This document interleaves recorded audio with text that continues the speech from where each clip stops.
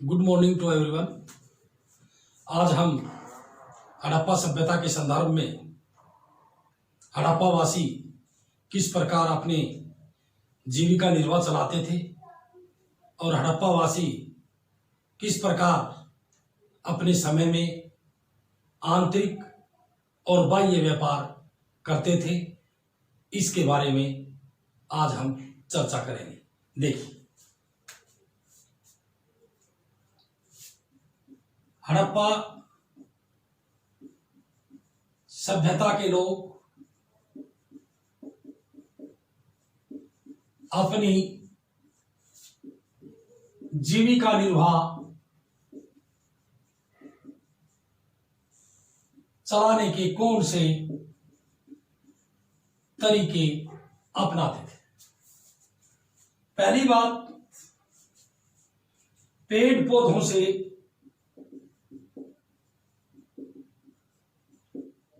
प्राप्त उत्पाद, जो पूरा वनस्पतिक है,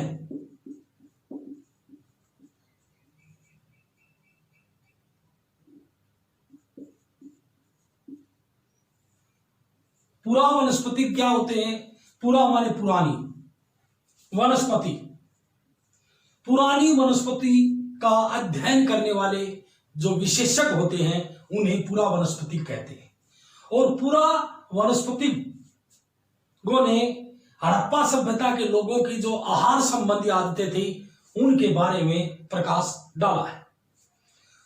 जो हड़प्पावासी थे वो पेड़ पौधों से प्राप्त जो भी उत्पाद होते थे, जैसे फल है, फूल है, बीज है, इन चीजों का हड़प्पावासी भोजन के रूप में प्रयोग करते थे। दूसरी बात,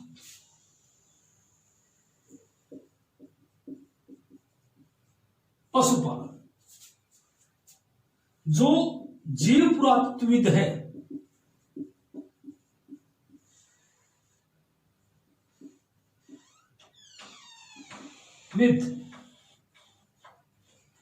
जीव पुरातत्वविद वे होते हैं जो प्राणियों के बारे में, जीवों के बारे में जो विशेषज्ञ होते हैं उनका अध्ययन करते हैं, उनका जीव पुरातत्वविद कहते हैं। जीव पुरातत्वविदों के अनुसार हड़प्पा सभ्यता के लोग पशुओं को पालते थे, जैसे भेड़ है, बकरी है, भैंस है, सूअर। इन पशुओं को पालते थे। ये भी हड़प्पा वासियों की जीविका निर्वाह के अंतर्गत आते हैं। नेक्स्ट, शिकार करना। यह भी हड़प्पा वासियों का एक कार्य था। हड़प्पा वासी जो जंगली जानवर होते थे उनका या तो स्वयं शिकार करते थे या उनमें से कोई आखेटक समुदाय होगा, वो आखेटक समुदाय जो है शिकार करके हड़प्पा वासियों को मांस उपलब्ध कराता होगा। किन किन पशुओं का शिकार करते थे ये? जैसे जंगली सूअर है, घड़ियाल है, हिरण है,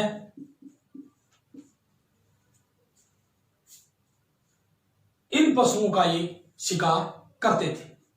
तो शिकार के द्वारा भी जो है अपने जीवन को हड़प्पावासी चलाते थे। नेक्स्ट,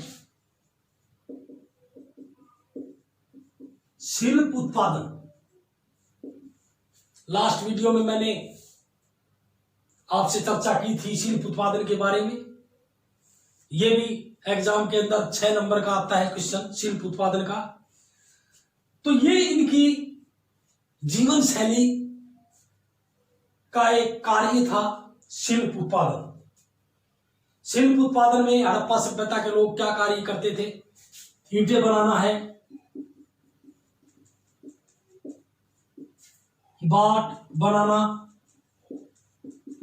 मोहरे बनाना,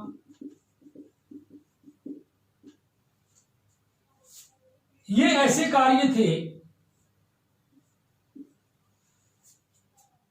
जिनमें हड़प्पावासी व्यस्त रहते थे। एक प्रमुख चीज है मन के बनाना,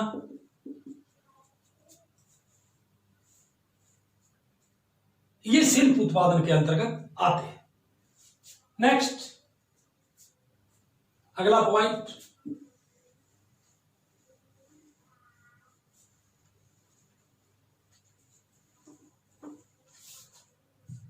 नंबर 5, कृषि करना। हड़प्पावासी जो है वो निश्चित रूप से कृषि करते थे, क्योंकि पुरातत्वविदों ने जो बताया है कि भाई अनाज के दाने खुदाई के दौरान साक्ष्य के रूप में मिले।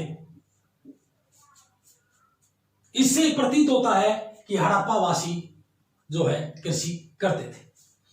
दूसरी चीज, मोहरों के ऊपर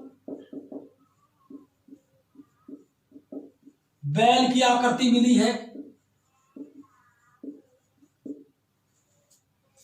तीसरी बात, हल का प्रतिरूप मिला है खुदाई के दौरान। ये बातें ये स्पष्ट करती हैं कि हड़प्पा सभ्यता के लोग कृषि करते थे।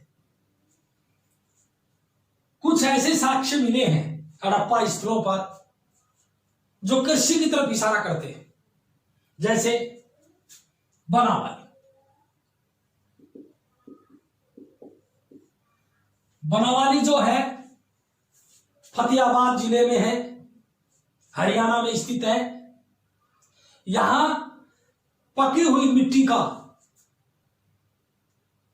हल मिला है। कालीबंगन है।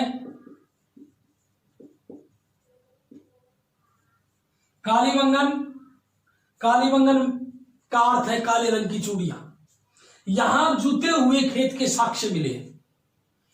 जुते हुए खेत के साक्ष्य मिले हैं, और वहां पर जो हल की रेखाओं के समूह मिले हैं वो 2 समूह मिले हैं जो एक दूसरे को समकोण पर काटते हुए थे। और इस प्रकार से जो है ये प्रतीत होता है कि वो एक साथ 2 फसलें उगाते थे। अब हड़प्पा सभ्यता के लोग जो फसलों की कटाई करते थे कृषि के अंतर्गत, वो फसलों की कटाई कैसे करते थे? संभवतः लकड़ी के हत्थे होते थे, और उन लकड़ी के हत्थों में पत्थर के फलक सेट करते थे और उनका फसलों की कटाई के रूप में प्रयोग करते थे। सिंचाई, देखिए हड़प्पा सभ्यता का जो क्षेत्र फैला हुआ था वो क्षेत्र जो है अर्ध शुष्क क्षेत्र था, और अर्ध शुष्क क्षेत्र में सिंचाई के साधनों की आवश्यकता जरूर पड़ी होगी। तो सिंचाई जो करने के तरीके थे हड़प्पावासी लोगों के, वो देखिए प्रमुख रूप से नहरों द्वारा। अफगानिस्तान के सोर्दगुई नामक स्थान, यह अफगानिस्तान है, और इस अफगानिस्तान के एक स्थान है सोर्तगही। इस सोर्तगही नामक स्थान पर नहरों के साक्ष्य मिले हैं।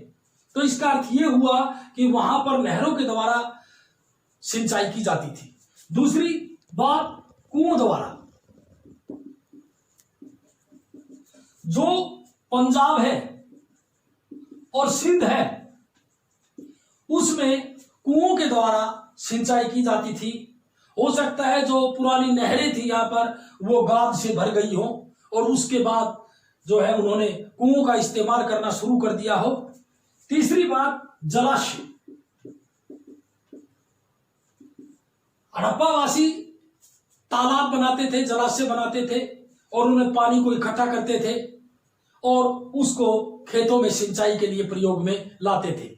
जलाशय का सबसे बढ़िया जो उदाहरण मिलता है वो गुजरात के अंदर एक स्थान है धोलावीरा, वहां पर जलाशय जो है मिला है, जिसका प्रयोग खेतों में सिंचाई के लिए प्रयोग किया जाता होगा। ये थे सिंचाई करने के तरीके। तो इस प्रकार हम देखते हैं कि जो हड़प्पा सभ्यता के लोगों की जो कृषि करने की जो टेक्नोलॉजी थी वो बहुत ही बढ़िया थी। इसके बाद अगला पॉइंट व्यापार करना। ये भी हड़प्पा सभ्यता के लोगों के क्रियाकलाप में आता है, जिससे अपनी जीविका वो चलाते थे। हड़प्पा सभ्यता के अंदर कुछ लोग व्यापार से जुड़े हुए थे, आंतरिक व्यापार भी करते थे और विदेशी व्यापार भी करते थे, और उस व्यापार के माध्यम से वस्तुओं का आयात और निर्यात किया जाता था। जैसे मनके हैं, मोहरे हैं, बाट है, तांबा है। इन चीजों का आयात और निर्यात दूसरे देशों में प्रचलित सभ्यताओं से करते थे। ये था हड़प्पा सभ्यता के लोगों के जीवन निर्वाह के तरीके। उसके बाद हम चलते हैं कि हड़प्पा सभ्यता के लोग आंतरिक और विदेशी व्यापार कैसे करते थे। आइए देखते हैं।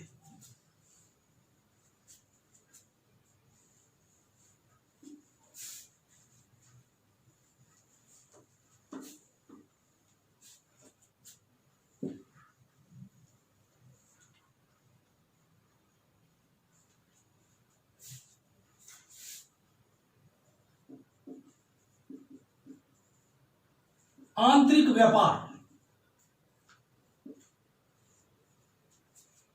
हड़प्पा सभ्यता के लोग जो आंतरिक व्यापार करते थे और विदेशी व्यापार करते थे, उसमें जो उनके पास यातायात के साधन थे वो एक तो थी बैलगाड़ी।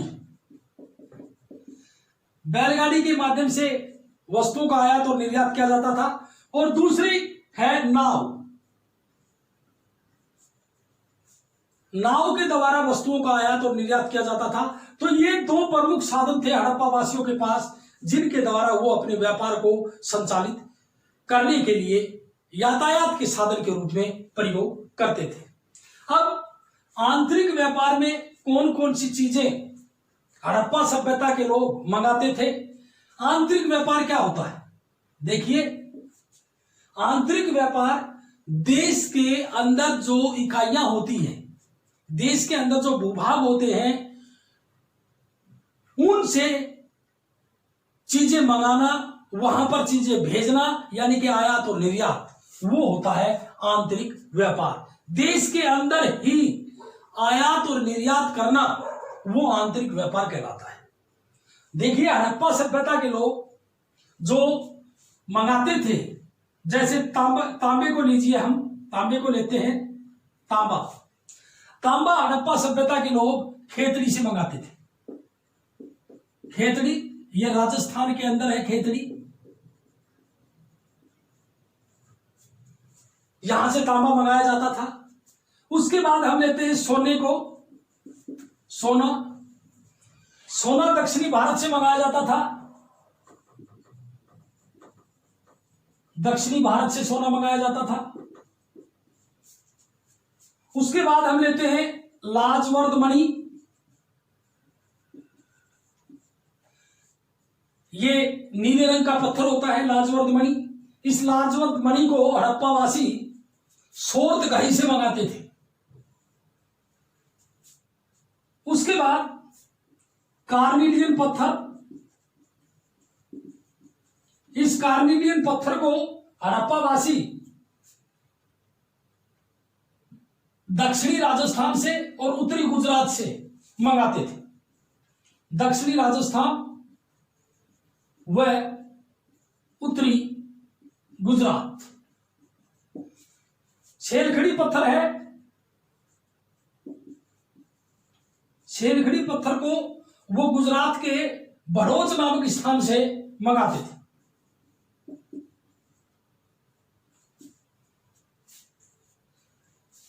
उसके बाद शंख, जो शंख मंगाते थे हड़प्पावासी लोग, वो दो बस्तियां थी, समुद्र तट के बिल्कुल नजदीक थी और वहां पर शंख पर्याप्त मात्रा में मिलते थे और वहां से हड़प्पा स्थलों, जो अन्य हड़प्पा स्थल थे, वहां तक पहुंचाए जाते थे। तो ये देखिए यहां पर एक स्थान है नागेश्वर, समुद्र तट पर स्थित, यहां से शंख मंगाए जाते थे। और दूसरा स्थान जो है वो है बालाकोट, जो कि पाकिस्तान के अंदर है। आपने बालाकोट का नाम भी सुना होगा, बहुत ही प्रसिद्ध स्थान है बालाकोट और आज के समय में भी इसका जिक्र हुआ है। तो नागेश्वर और बालाकोट यहां पर शंख मिलते थे क्योंकि समुद्र तट के नजदीक थे और यहां से हड़प्पावासी जो है दूसरे स्थानों पर भेजते थे। यह है आंतरिक व्यापार, देश के अंदर से ही चीजों को मंगाना।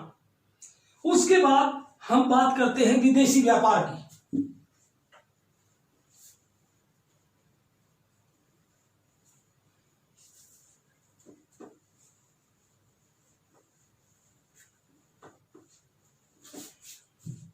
विदेशी व्यापार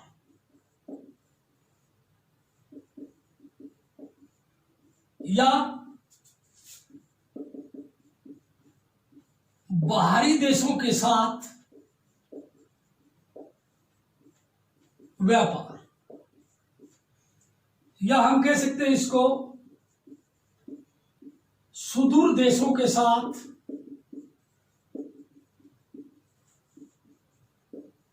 व्यापार। उस समय विश्व के अंदर दूसरी सभ्यताएं भी फल फूल रही थी और उन सभ्यताओं के साथ हमारा व्यापार होता था। तो देखिए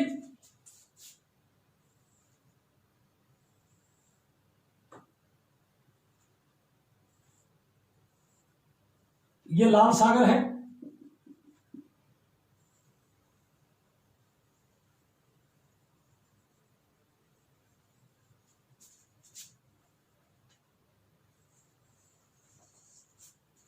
ये भारत है और यहां ये फारस की खाड़ी है।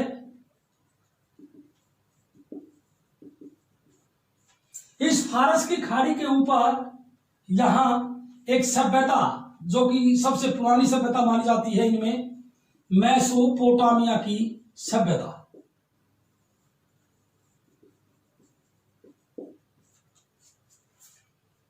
प्रमुख रूप से मेसोपोटामिया की सभ्यता और इसके आसपास के जो देश थे उनके साथ हड़प्पा सभ्यता के लोग व्यापार करते थे।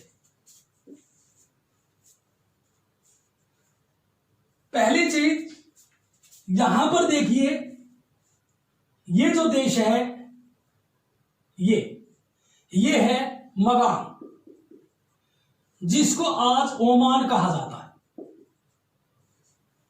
यहां जो देश है ये है दिलमु, जिसको आज बहरीन कहा जाता है, और यह है मेसोपोटामिया की सभ्यता, जिसको आज इराक कहा जाता है। इन तीनों देशों के साथ हड़प्पा सभ्यता के लोगों का व्यापार होता था। समुद्री मार्ग से व्यापार होता था। सबसे पहले हम लेते हैं मगान को। मगान, जिसको आज ओमान कहा जाता है। इस मगान से हड़प्पा सभ्यता के लोग तांबा मंगाते थे।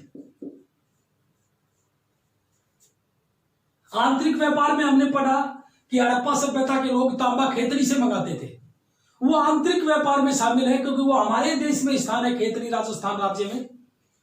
और दूसरा जो स्थान था ओमान, जहां से तांबा मंगाते थे, और उस तांबे के बदले में हड़प्पा सभ्यता के लोग हड़प्पाई मर्तबान में कुछ चीजें भेजते थे। ये मर्तबान मिला है ओमान के अंदर, ये इसके ऊपर काली मिट्टी की परत चढ़ी हुई है ताकि कुछ रिसाव ना हो इसमें से। ये मर्तबान जो है यहां ओमान में मिला है। दूसरी बात, दिलमुन, जिसको आज बहरीन कहा जाता है, इस दिलमुन से हड़प्पावासी जो है वो व्यापार करते थे। यहां जो मोहरें मिली हैं गोलाकार, उन गोलाकार मोहरों के ऊपर हड़प्पा सभ्यता से संबंधित पशुओं के चित्र मिले हैं जो हमारे देश से संबंधित है। इसका अर्थ यह हुआ कि हड़प्पावासी दिलमुन के लोगों के साथ व्यापार करते थे। दूसरी बात, बाट, दिलमुन के जो स्थानीय बाट हैं वो स्थानीय बाट हड़प्पाई बाटों का अनुसरण करते थे। तो इससे सिद्ध होता है कि उस समय दिलमुन के साथ भी हड़प्पावासी व्यापार करते थे। नेक्स्ट, अब सबसे प्रमुख आ गया मेसोपोटामिया की सभ्यता, जिसको आज इराक कहा जाता है। यह मेसोपोटामिया की सभ्यता के लोग हमारे देश से जो चीज मंगाते थे उस समय सोना था, कार्निलियन पत्थर, लाजवर्द मणि और विभिन्न प्रकार की लकड़ियां हड़प्पा सभ्यता से मंगाते थे। इन चीजों के अलावा मेसोपोटामिया के लोग पक्षी भी मंगाते थे। पक्षी, एक मेसोपोटामियाई साहित्य में लिखा हुआ है कि भारत से हाजा पक्षी मंगाया जाए जिसकी आवाज राजप्रासाद में महल में सुनाई दे। तो हमारे पुरातत्वविद बताते हैं कि जो हाजा पक्षी की डिमांड जो मेसोपोटामिया के लोगों ने उस समय की, राजा ने की, ये हाजा पक्षी संभवतः मोर था, क्योंकि मोर की आवाज मधुर है। तो पक्षियों का भी मेसोपोटामिया के लोग आयात करते थे, यानी कि मंगाते थे पक्षियों को भी। अब बात यह उठती है कि मेसोपोटामिया की सभ्यता के बारे में साहित्य भी बताता है और खुदाई के दौरान मिले अवशेष भी बताते हैं, लेकिन हड़प्पा सभ्यता की जानकारी हमें केवल खुदाई से मिलती है। जो खुदाई के दौरान जो अवशेष मिले हैं, जो भी पुराने पदार्थ मिले हैं, उन्हीं के आधार पर हम तय कर पाते हैं कि हड़प्पावासी क्या करते थे। तो जो मेसोपोटामिया का जो साहित्य है, उस साहित्य में हमारे हड़प्पा सभ्यता को क्या कहा है? मेरुहा। ये देखिए, मैंने सबसे पहली वीडियो में बताया था कि सिंधु घाटी की सभ्यता का दूसरा नाम हड़प्पा सभ्यता है। इसको कांस्य युगीन सभ्यता भी कहा जाता है। और कपास की खेती सबसे पहले आरंभ करने के कारण यूनानियों ने इसको एक नाम दिया, सिंडन सभ्यता। और अब चौथा नाम निकल करके सामने आया है कि हड़प्पा मेसोपोटामिया के साहित्य में हमें हड़प्पा सभ्यता को जो जिस क्षेत्र में फैली हुई थी उसको मेलुआ के नाम से पुकारा है। मेसोपोटामिया, ये पूछा जाए कि मेसोपोटामिया के साहित्य में भारत को किस नाम से पुकारा गया है, हड़प्पा सभ्यता क्षेत्र को किस नाम से पुकारा गया, तो आपने बताना मेलुआ। और इस मेलुआ को मेसोपोटामिया के लोग नाविकों का देश कहते थे। क्यों कहते थे? क्योंकि भारतीय जो है, हड़प्पावासी जो है, वो समुद्री मार्ग से व्यापार करते थे। तो ये था आपका विदेशी व्यापार। कौन कौन सी चीजें जो हैं यहां से मेसोपोटामिया के लोग, हड़प्पावासी या हड़प्पा क्षेत्र से मंगाते थे, व्यापार करते थे। और ये 6 अंक में आपसे पूछा जा सकता है। इसी के साथ आज का हमारा ये टॉपिक समाप्त होता है। Thank you very much.